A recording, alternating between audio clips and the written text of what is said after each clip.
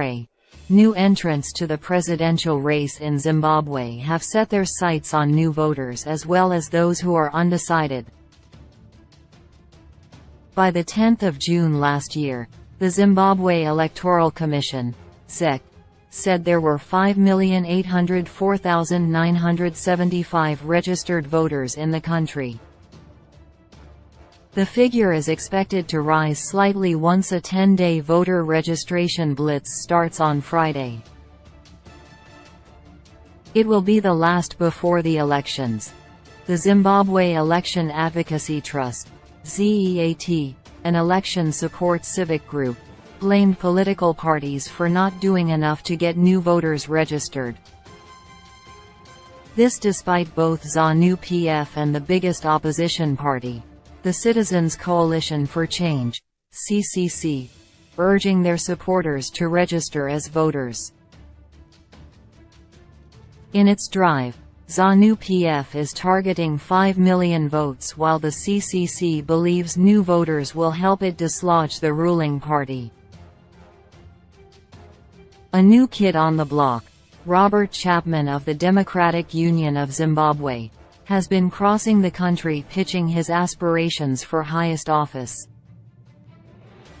In one of his many addresses, he said, "Our people are tired of living in poverty, tired of looking to leave the country. We want to reach high and achieve our dreams right here in Zimbabwe.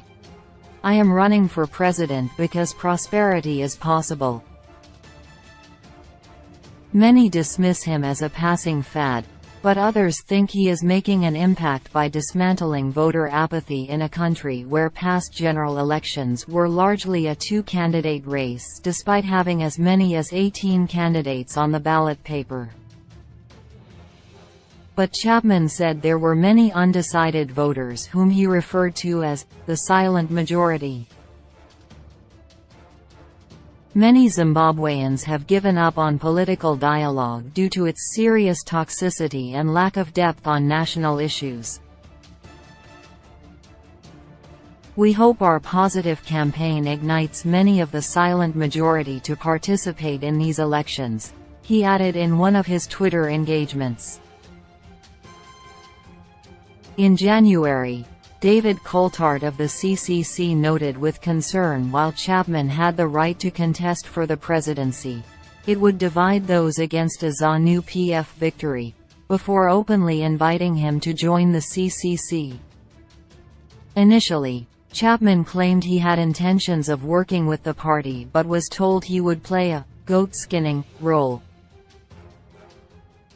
Another politician who has built his stock in the past 5 years is Jacob Naravhume of Transform Zimbabwe, TZ.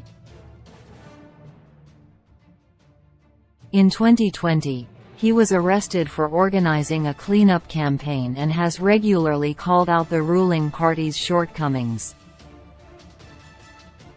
Part of his message was urging opposition groups to unite against Zanu PF, but now he has changed his tune. Naravhume will be running for president and is also targeting the undecided voter. To the fringe voices with a burning desire for action, "Let's do this together. In me, you have an ally," he said.